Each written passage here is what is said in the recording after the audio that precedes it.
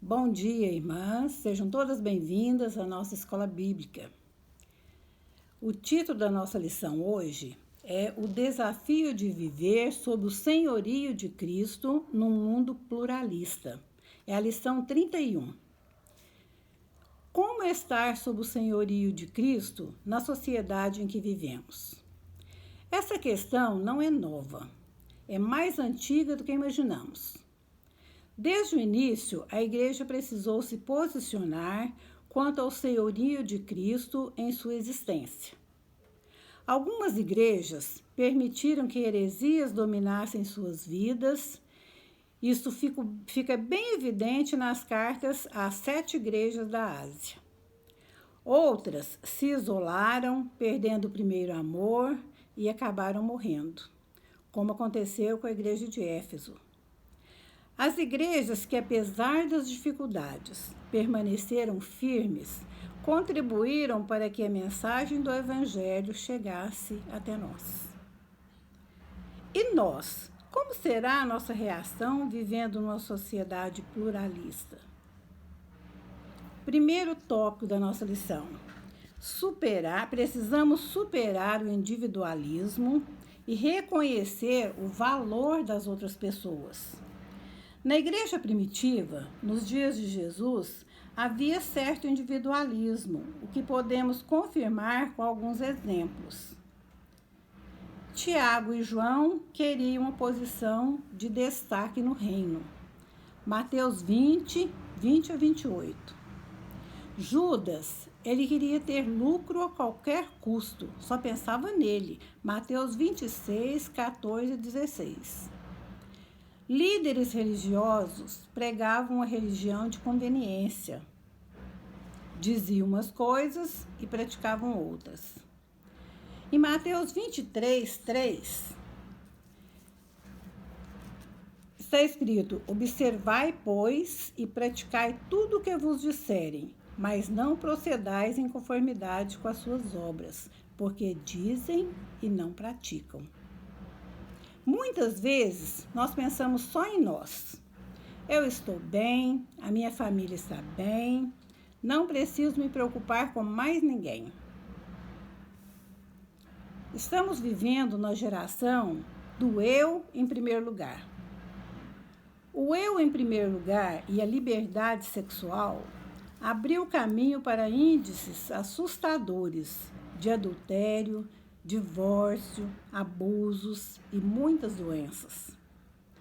Nos últimos anos, o número de divórcio triplicou, deixando os filhos sem família, sem uma base sólida, sem contato com os pais que lhes dão segurança. Esse é o mundo em que vivemos.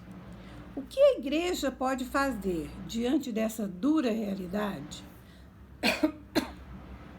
Primeiro, aprender a cuidar das feridas emocionais e afetivas inflamadas.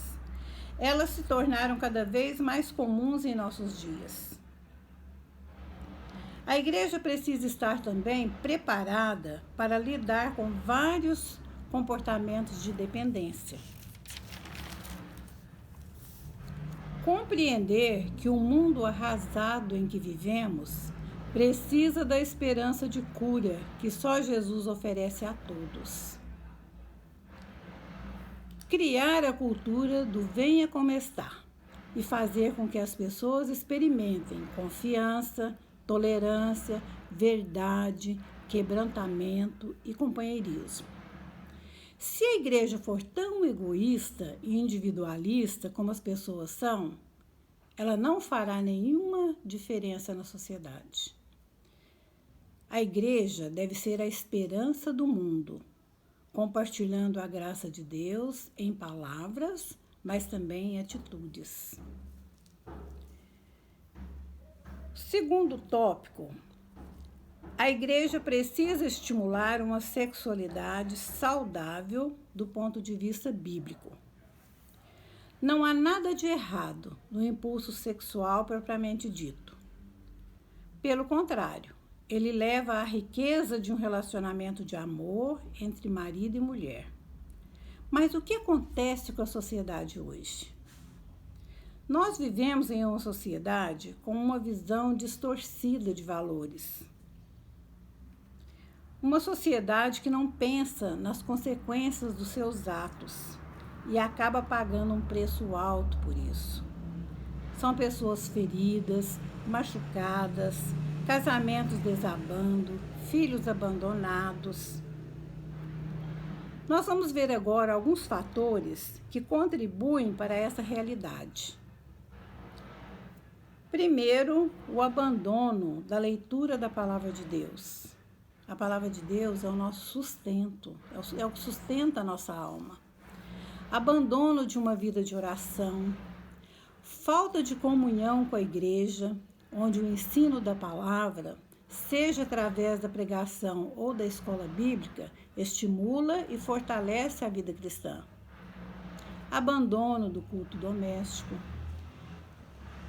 Tudo isto pode levar o cristão a deixar de viver segundo a palavra de Deus e passar a viver segundo os valores e padrões do mundo, trazendo grandes prejuízos para a própria vida, para a família e para a igreja do Senhor Jesus. Não podemos dizer que o mundo está totalmente perdido, pois nós estamos aqui para fazer a diferença.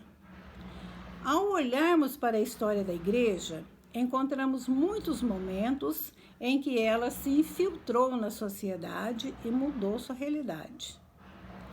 O que nos assusta é que muitos cristãos estão assimilando os valores do mundo. Vemos nossa juventude envolvida em sexo fora do casamento, os casais se separando por qualquer motivo. Este é um momento de reflexão. Deus nos colocou aqui e nos deu a missão de ser esperança para o mundo. O terceiro tópico é o compromisso de adorar ao Senhor em tempo integral. Nada distingue mais o homem do que a sua capacidade de adorar. Assim como Deus deseja revelar-se ao homem, também existe no homem uma profunda necessidade de conhecer e adorar a Deus. Para adorarmos a Deus, precisamos conhecê-lo. E tal conhecimento só é possível mediante uma experiência pessoal com Jesus como Salvador e Senhor e um viver na dependência do Espírito Santo. A igreja só se tornará esperança para o mundo quando assumir o compromisso de adorar em tempo integral, ou seja, adorar 24 horas por dia. Isso nos leva a superar a visão de que só se é adorador quando se está em uma celebração coletiva, reunido com os irmãos, no templo ou qualquer em outro lugar. A verdade é que somos adoradores quando estamos em casa, no trabalho, na escola, no lazer. Somos adoradores quando temos consciência de que estamos na presença do Senhor o tempo todo.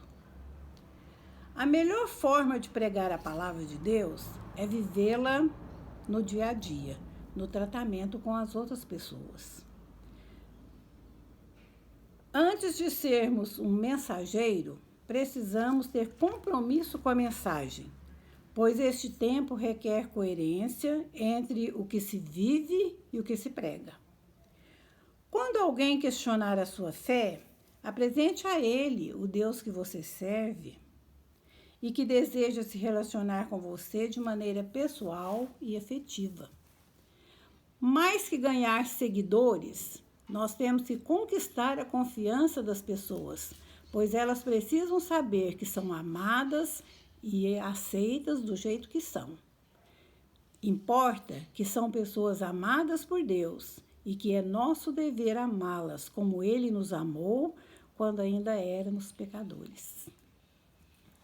Concluindo nosso estudo, Deus quer que nos relacionemos com as pessoas independente da condição em que se encontram, pois foi exatamente assim que Ele se relacionou conosco quando nos salvou.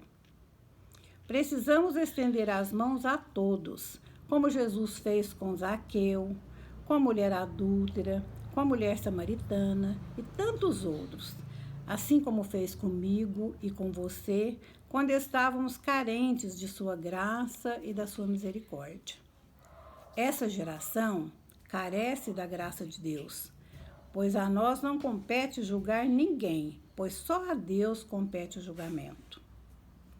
É nosso dever, como cristãos, ministrar a graça de Deus a todas as pessoas, sem qualquer tipo de preconceito ou discriminação.